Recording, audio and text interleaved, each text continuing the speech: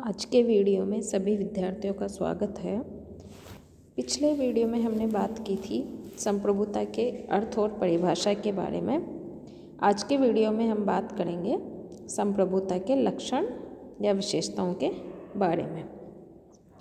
संप्रभुता की परिभाषा के आधार पर हम इसका चरित्र या इसकी जो प्रकृति है वो हमारे समझ में आ जाती है। संप्रभुता के लक्षण में सबसे पहला लक्षण है निरंकुशता या एब्सोल्यूटनेस। निरंकुशता या एब्सोल्यूटनेस। संप्रभुता का अर्थ सर्वोच्च शक्ति से है और जैसा कि संप्रभुता इस अर्थ से स्पष्ट होता है कि ये सर्वोच्च शक्ति निरपेक्ष एवं निरंकुश होती है। संप्रभुता आंतरिक और बाह्य दोनों ही क्षेत्रों में निरंकुश और सर्वोच्च होती है। आंतरिक क्षेत्र में संप्रभुता सभी व्यक्तियों और समुदायों पर नियंत्रण रखती है और शक्ति के आधार पर इससे अपनी आज्ञाओं को मनवा सकती है एवं किसी के द्वारा भी राज्य की आज्ञाओं को चुनौती नहीं दी जा सकती है। इसी प्रकार बाहरी क्षेत्र में एक राज्य दूसरे राज्यों के साथ संबंध स्थापित करने के संबंध में पूर्णतया स्वतंत्र होता है। वैधानिक दृष्टि से आंतरिक एवं बाह्य क्षेत्र में राज्य की संप्रभुता पर किसी प्रकार का नियंत्रण नहीं होता और ऑस्टिन के शब्दों में कहा जा सकता है कि संप्रभुता अन्य सभी से आदेश पालन कराने की स्थिति में होती है किंतु स्वयं किसी के भी आदेश पालन की अभ्यस्त नहीं होती है। दूसरा संप्रभुता का दूसरा प्रमुख लक्षण है सर्वव्यापकता। संप्रभुता की सर्वव्यापकता का तात्पर्य ये है कि राज्य के अंतर्गत स्थित सभी व्यक्तियों और समुदायों पर राज्य की प्रभुत्व शक्ति का नियंत्रण रहता है और इनमें से कोई भी संप्रभु शक्ति से मुक्त होने का दावा नहीं करता। यदि राज्य के अंतर्गत किसी व्यक्ति विशेष या वर्ग विशेष को विशेषाधिकार प्राप्त होते हैं तो इन विशेषाधिकारों का अस्तित्व राज्य की इच्छा पर निर्भर करता है। सर्वव्यापकता से जैसा कि इसके शब्द से ही समझ में आ रहा है कि एक राज्य के अंतर्गत आने वाले सभी क्षेत्र में संप्रभुता सर्वव्यापक रूप से सभी के ऊपर ये बनी रहती है। कोई भी व्यक्ति संप्रभुता से मुक्त होने का दावा नहीं कर सकता। तीसरा इसका महत्वपूर्ण लक्षण है स्थायित्व या परमानेंसी। अनेक बार संप्रभुता को एक सरकार विशेष का पर्यायवाची समझ लिया जाता है लेकिन ऐसा समझना भ्रमपूर्ण है। वस्तुतः संप्रभुता स्थायी होती है और संप्रभुता का अंत करना राज्य को ही समाप्त करना है।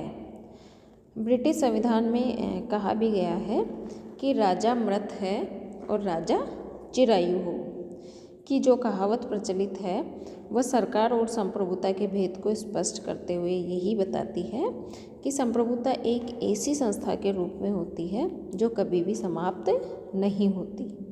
न केवल सरकारों के परिवर्तन से वरन एक राज्य द्वारा दूसरे राज्य पर विजय प्राप्त कर लेने से भी संप्रभुता नष्ट नहीं होती वरन विजित राज्य की प्रभुत्व शक्ति विजेता राज्य के हाथों में चली जाती है। चौथा इसका प्रमुख लक्षण है अपृथक्करणीयता। अपृथक्करणीयता जिसे पृथक नहीं किया जा सकता। संप्रभुता राज्य से अपृथक्करणीय होती है अर्थात राज्य स्वयं को नष्ट किए बिना संप्रभुता का त्याग नहीं कर सकता।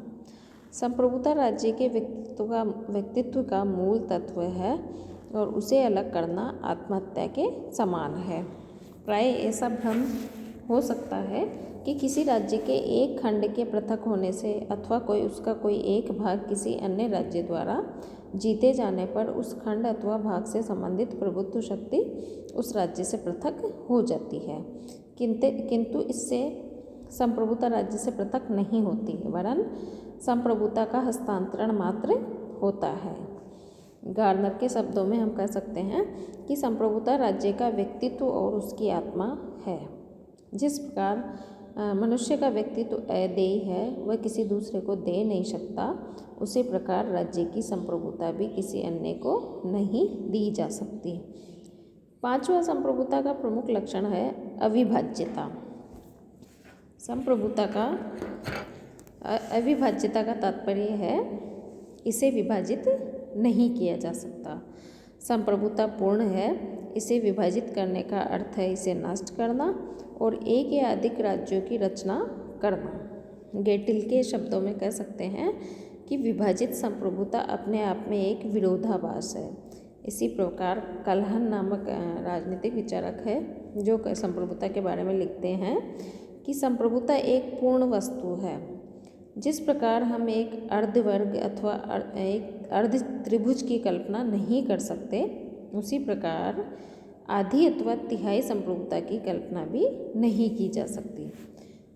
संप्रभुता का अर्थ राज्य की सर्वश्रेष्ठ सत्ता है और एक ही समय पर एक ही राज्य में दो सर्वश्रेष्ठ सत्ताएं निवास नहीं कर सकती। हालांकि कुछ राजनीतिक विचारक जैसे बहुलवादी विचारधारा को जो मानते हैं वो इस विचार से सहमत नहीं है और उनका मानना है कि संप्रभुता केवल राज्य में निहित नहीं होती, बल्कि राज्य के भीतर जो अनेक समुदाय हैं उनमें भी संप्रभुता निहित होती है। छठा इसका लक्षण है अनन्यता। इसका अर्थ ये है कि एक राज्य में केवल एक ही प्रभु शक्ति हो सकती है जो वैध रूप से जनता को आज्ञा पालन का आदेश देती है। एक राज्य के अंदर एक से अधिक प्रभु शक्तियों का अस्तित्व मान लेना, राज्य के भीतर राज्य की मान्यता को स्वीकार कर लेना और राज्य की एकता को भंग करना होता है। कहने का तात्पर्य ये है कि एक राज्य में केवल एक ही संप्रभुता होती है जो सर्वोच्च होती है और जिसका सभी आज्ञा पालन करते हैं। अगर दूसरे किसी सत्ता का अस्तित्व हम स्वीकार कर लेते हैं तो वो एक तरह से राज्य की एकता को भंग करने जैसा हो जाता है। संप्रभुता का सातवां और अंतिम प्रमुख लक्षण है मौलिकता या ओरिजिनलिटी। मौलिकता का अर्थ है कि राज्य की संप्रभुता सर्वथा मौलिक है, किसी अन्य सत्ता द्वारा प्रदत्त नहीं है। यदि ये स्वीकार कर लिया जाए कि संप्रभुता प्रदत्त हो सकती है तो ये भी मानना पड़ेगा कि इसे देने वाली सत्ता संप्रभुता से भी ऊपर होगी और अपनी दी हुई वस्तु को अपनी इच्छानुसार उसके द्वारा वापस लिया जा सकेगा। संप्रभुता की परिभाषा के अनुसार संप्रभुता से उच्च किसी भी सत्ता का अस्तित्व किसी भी हालत में संभव नहीं है। इस तरह से संप्रभुता मौलिकता लिए हुए है। तो ये है संप्रभुता के लक्षण